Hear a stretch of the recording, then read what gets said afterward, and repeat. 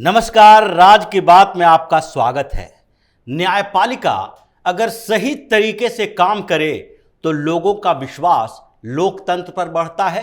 सरकार को एक ऐसा आधार मिलता है जिस पर वो आगे चलकर भ्रष्टाचार के खिलाफ सही कार्रवाई कर सकती है। उन लोगों को जेल के अंदर भेजा जा सकता है जो देश विरोधी गतिविधियों में शामिल होते हैं। लेकिन आजकल न्यायपालिका दो तरह से चलाए जा रहे हैं। एक तरफ तो वो जज हैं जो कि बेल के खेल में शामिल हैं, जिनको भ्रष्टाचार में जांच कितने देर से हो रही है, कितने दिनों से हो रही है, इससे मतलब नहीं है, बल्कि मतलब इस बात से है कि कौन से बड़े नेता इस भ्रष्टाचार में फंसे हैं और कितने दिनों तक ये मामला खिंचता जा रहा है। जैसे सुप्रीम कोर्ट में कई ऐसे मामले चल रहे हैं जिसमें सालों से सुनवाई हो रही है। यहां तक कि मामले कोर्ट के अंदर राहुल गांधी और सोनिया गांधी के भ्रष्टाचार को लेकर भी है। 12 साल से ये दोनों मां बेटा बेल पर बाहर हैं, लेकिन नेशनल हेराल्ड में न तो इन्वेस्टिगेशन सही दिशा में चल रही है और न ही जज साहब कुछ ऐसा फैसला सुना रहे हैं जिससे कि ईडी के उन अधिकारियों को सबक मिले जो इतने सालों से इन्वेस्टिगेशन कर रहे हैं, लेकिन इन्वेस्टिगेशन कंक्लूजन के स्तर पर नहीं पहुंचा है। लेकिन इसी बीच एक और जज हैं, हाई कोर्ट की एक लेडी जज जस्टिस हैं वो, और उन्होंने ऐसे फैसले दिए हैं जिसके कारण राज्य सरकार हिल रही है। सीएम ममता बनर्जी को लग रहा है कि अब न कब उनकी बारी आ जाएगी, उनको भी सलाखों के पीछे जाना पड़ेगा। उनके भतीजे अभिषेक बनर्जी डर से कांप रहे हैं, क्योंकि जिस तरीके के टिप्पणी और फैसले उन्होंने किए हैं घोटालों को लेकर, उससे पश्चिम बंगाल में हड़कंप मचा हुआ है। लोग उनकी सराहना इस स्तर पर कर रहे हैं कि फेसबुक पर एक पेज बना हुआ है और लिखा हुआ है, प्रणाम ऑनेबल जस्टिस अमृता सिन्हा। मतलब लोगों के दिमाग में वो बस चुकी हैं, क्योंकि हर फैसले उनके अनोखे होते हैं और ऐसे फैसले होते हैं जिसमें न केंद्र सरकार न राज्य सरकार बल्कि भ्रष्टाचार पर सही तरीके से वार कैसे किया जाता है ये उनसे सीखना चाहिए। चीफ जस्टिस ऑफ इंडिया को भी, सुप्रीम कोर्ट के जजों को भी और दूसरे हाई कोर्ट के कुछ जजों को भी, जो कि जब उनके सामने केस आता है तो तिस्ता सितलवाड़ के बेल के लिए रात में अदालत खुल जाती है। 9 बजे के बाद बेल देना पड़ता है, जबकि सारे सबूत ये बताते हैं कि इसने कैसे देश के साथ गद्दारी की है। पवन खेड़ा के लिए अदालत का दरवाजा तत्काल खुल जाता है। भ्रष्टाचार के केस में ईडी की कार्रवाई के खिलाफ ये टिप्पणियां करते हैं कि आपने अरेस्ट कैसे कर लिया। लेकिन वहीं जस्टिस अमृता सिन्हा हैं जिनके फैसलों के बारे में बताएंगे और लोगों को यह समझ में आएगा कि किस तरीके से फैसले होते हैं। सरकार उसमें इंटरफेयर नहीं करती, लेकिन सरकार का कैसे मिली भगत होता है और अधिकारियों को किस तरीके से डायरेक्शन दिया जा सकता है। इसमें एक फैसला आया किस मामले में, शिक्षक भर्ती घोटाले में। उसमें ममता बनर्जी के भतीजे अभिषेक बनर्जी भी फंसे हुए हैं। इंक्वायरी उनके खिलाफ भी चल रही है, लेकिन इंक्वायरी का जो तरीका है वो जस्टिस अमृता सिन्हा ज्यादा बेहतर जानती है ईडी के अधिकारियों की अपेक्षा। इसलिए पहला फैसला तो उन्होंने यही लिया कि ईडी के जो असिस्टेंट डायरेक्टर, जो एसआईटी बना गया है इस भर्ती घोटाले के लिए, शिक्षक भर्ती घोटाले में स्पेशल इन्वेस्टिगेटिव टीम जो बनी है, जिसके असिस्टेंट डायरेक्टर ईडी के हैं मिथिलेश कुमार मिश्रा, जो इसकी जांच कर रहे हैं। और जज साहिबा ने सीधे कह दिया कि आप किस तरीके की जांच करते हैं यह सवाल के दायरे में आता है। यह सवाल तो सामान्य है, जो आप जांच कर ही नहीं रहे हैं, या तो आपके पास कैपेबिलिटी नहीं है या फिर दूसरे मामलों में आप उलझे हैं। बंगाल के इस मामले की गंभीरता को नहीं समझ रहे हैं कि कैसे दलदल में पश्चिम बंगाल जा रहा है, और इसलिए मिथिलेश कुमार मिश्रा को बाहर का रास्ता दिखा दिया गया, क्योंकि ये मामला जांच का था और उनके सामने जब रिपोर्ट सौंपी गई तो उन्होंने कई सवाल उठाए। पहला सवाल अभिषेक बनर्जी को लेकर था कि आपने इस पूरे घोटाले में जांच जो की है उसमें अभिषेक बनर्जी कहां पर पाए गए? एक कंपनी है lips and bound India private limited. उस कंपनी के सीईओ 2012 में अभिषेक बनर्जी थे और उस कंपनी में शिक्षक भर्ती घोटाले के पैसे का ट्रांजैक्शन ईडी को मिला था। लेकिन उसके बाद इतने इन्वेस्टिगेशन के बाद आप खुश हो गए, कई अधिकारी जेल के अंदर हैं, लेकिन कितने नेता और बड़े नेता क्या क्या सही है ये इन्वेस्टिगेशन की दिशा? इसलिए पहला सवाल उन्होंने उठाया कि lips and bound private limited के ट्रांजैक्शन आपके पास कहां हैं? अब तक के इसके ट्रांजैक्शन के बारे में आपने कुछ बताया ही नहीं, रिपोर्ट नहीं सौंपी। दूसरी बात, इस कंपनी के फंक्शनिंग के बारे में क्या क्या करती रही है और इतने सालों से इसने क्या क्या किया, इसके बारे में भी आप जानकारी नहीं दे रहे। फिनेंशियल ट्रांजैक्शन जल्द से जल्द इसका रखिए 2012 से लेकर 2023 तक के लिए। लेकिन एक और सवाल है, फिनेंशियल ट्रांजैक्शन के साथ ये कंपनी किन लोगों के साथ जुड़ी हुई है और इसका काम क्या था? आपके पास केवल एक सबूत रहा कि ये वाटर फैक्ट्री चलाती है। क्या वाटर फैक्ट्री चलाने वाली सिर्फ एक कंपनी है? इसमें ट्रांजैक्शन एक दिखा रहे हैं विनय सेन गुप्ता। विनय सेन गुप्ता जो बंगला फिल्मों के एक्टर हैं, उनके साथ इसका ट्रांजैक्शन दिखाया जा रहा है जो इलीगल है। इसके डायरेक्टर को आपने जेल के अंदर डाल दिया और संजय भद्रा से पूछताछ भी की जा रही है। लेकिन अभिषेक बनर्जी ये डायरेक्टर नहीं थे, ये कंपनी के सीईओ थे। अब तक उनके बारे में क्या पता चला है? दूसरी बात, जो lips and bound India private limited company के बारे में जो जानकारी ली गई थी, उसमें से कई लूफॉल्स पता चला और इसलिए ईडी के असिस्टेंट डायरेक्टर को, एडिशनल डायरेक्टर को सीधे बाहर का रास्ता दिखा दिया गया।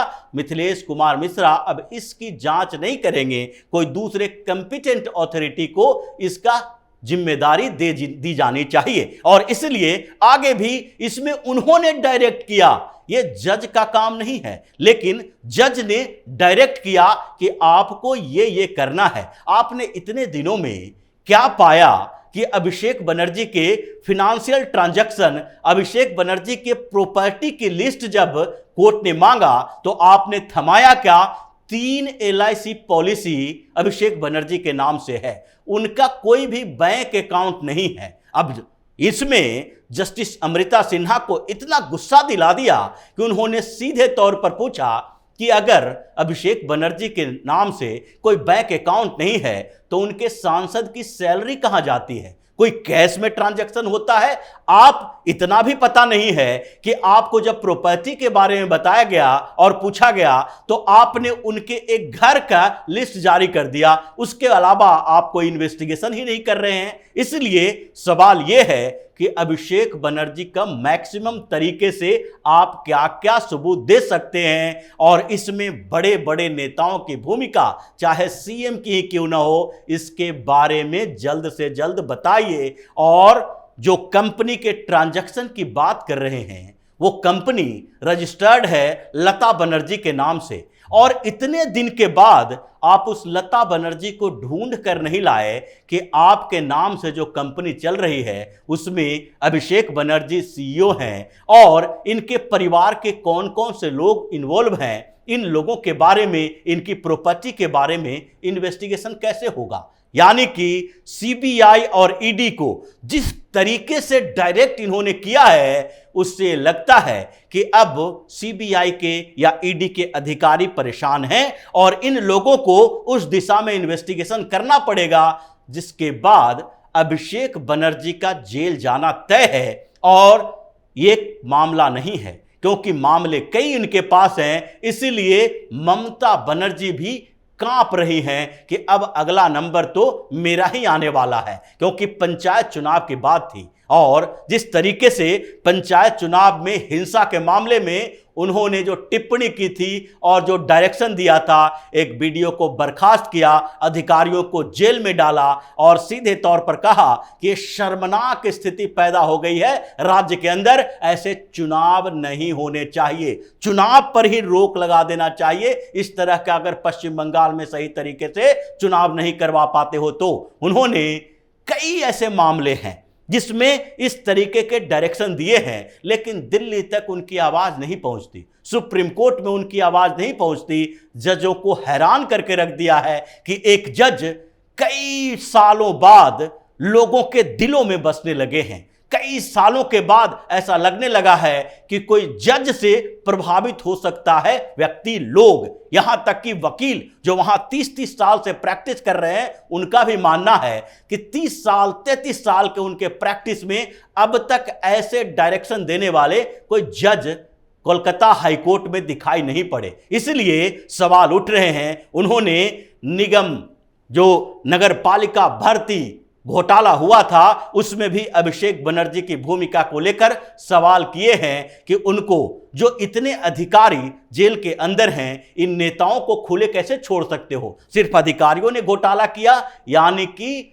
जांच का दायरा बदलो, दिशा बदलो, तरीके बदलो, और जो मेन कल्प्रिट आरोपी है, जिसको मास्टरमाइंड कहा जाता है, उसको हमारे सामने पेश करो, और नहीं तो एक एक करके सीबीआई और ईडी, ये जो बहुत बड़ी एजेंसी मानी जाती है, इनके अधिकारियों पर कार्रवाई करेंगे। ये होता है रिस्पॉन्सिबिलिटी देना। अगर सीबीआई और ईडी के अधिकारी सही दिशा में काम नहीं कर रहे हैं, किसी केस पर कुंडली मार के सालों से बैठे हुए हैं, तो क्या उसके खिलाफ कार्रवाई नहीं होनी चाहिए? यह कार्रवाई का तरीका है जस्टिस अमृता सिन्हा का, और इसलिए उन्होंने एक दो नहीं, ममता बनर्जी के खिलाफ कई ऐसे मामले हैं जिस पर फैसला दिया है। जब पिछले दिनों सुप्रीम कोर्ट में अभिषेक बनर्जी, ममता बनर्जी, पूरी सरकार चली गई थी और सुप्रीम कोर्ट में जाकर इन्होंने गुहार लगाया कि ये जो गंगोपाध्याय हैं जस्टिस, उनके सामने जो केस हमारे लिए है उस केस को दूसरे जगह दिया जाए, क्योंकि गंगोपाध्याय हमारे खिलाफ टिप्पणी करते हैं। उन्होंने अवमानना का केस दायर करने के लिए अभिषेक बनर्जी को कह दिया था, क्योंकि अभिषेक बनर्जी ने खुलेआम कहा था कि जो कलकत्ता हाईकोर्ट है वहां के कुछ जज हैं जो हमारे खिलाफ काम कर रहे हैं। इसी बात की दिक्कत थी और इसलिए इन लोगों ने सुप्रीम कोर्ट से गुहार लगाए। सुप्रीम कोर्ट ने शिक्षक भर्ती घोटाले सहित 2 केस उनसे ले लिया और उसके बाद ये केस अमृता सिन्हा को ही दिया गया था। यही नहीं, ये पंचायत चुनाव से लेकर जितने नगरपालिका भर्ती घोटाला, ये सारे मामलों की जांच अब धीरे धीरे उनके पास है। और इसलिए तैयारी इस बात की है, परेशानी इस बात की है कि ये लेडी जज जिस तरीके से पश्चिम बंगाल में एक के बाद एक जो केस है उसके सोल्व करने के तरीकों पर सवाल उठा रही है और सोल्व करने की तरफ बढ़ रही है, उससे तो पूरा पश्चिम बंगाल का ये राजनीतिक परिवार ममता बनर्जी का है, वो सारे के सारे जेल के अंदर जाने वाले हैं। और इसलिए पश्चिम बंगाल की जनता इनकी सराहना कर रही है। फेसबुक पेज पर अलग से इनके लिए पेज बना हुआ है, फेसबुक पर, ट्विटर पर इनकी सराहना होती है ऑनेबल जस्टिस अमृता सिन्हा की। और इसलिए अब जिस तरीके से पूरे जुडिशियरी पर एक तरफ सवाल उठता है, वहां पर अगर एक लेडी जज का ऐसा फैसला आ रहा है तो यह नजीर है, सबक है सुप्रीम कोर्ट के लिए भी, कुछ हाई कोर्ट के लिए भी, जो मामले को तोड़ मड़ोड़ कर केवल खींचने में अपना समय बिताते हैं, अधिकारियों को डायरेक्ट नहीं करते, नेताओं को सेव करते हैं और भ्रष्टाचार पर पर्दा डाले रहने के लिए बेल पर बेल देते रहते हैं। और अब ऐसा जो नजीर पेश हुआ है उसके लिए जस्टिस अमृता सिन्हा की सराहना नहीं हो रही है। अब इस बात की भी संभावना बढ़ी है कि 2020 में इन्हें कलकत्ता हाईकोर्ट का परमानेंट जज बनाया गया था। 2018 में इनको जो जज बनाया गया था वहां पर एडिशनल जज की भूमिका में लाया गया था, लेकिन अब ये कॉलेजियम का रिकमेंडेशन उनके लिए नहीं होगा, अब सरकार का रिकमेंडेशन होगा। उन्हें सुप्रीम कोर्ट लाया जाना चाहिए, क्योंकि जिस तरीके से सुप्रीम कोर्ट के फैसले को देखते हैं और अगर हाई कोर्ट के कुछ जज इस तरह के फैसले दे रहे हैं तो उन्हें मौका मिलना चाहिए, इस कॉलेजियम के खेल में शामिल नहीं होने देना चाहिए, उनका भी प्रमोशन किया जाना चाहिए, ताकि सुप्रीम कोर्ट में भी जो ये बार बार बेल दिया जाता है भ्रष्ट नेताओं को, उस पर अंकुश लगे और अधिकारियों को भी ऐसे डायरेक्ट किया जाए ताकि वो सही दिशा में और सही समय पर लोगों को न्याय देने के लिए तैयार रहें। तो इसी तरह की खबरों के साथ फिर से हाजिर होंगे, तब तक के लिए बने रहिए हमारे साथ और देते रहिए हमें सहयोग, ताकि इसी तरह की खबर हम आपके लाते रहें। धन्यवाद।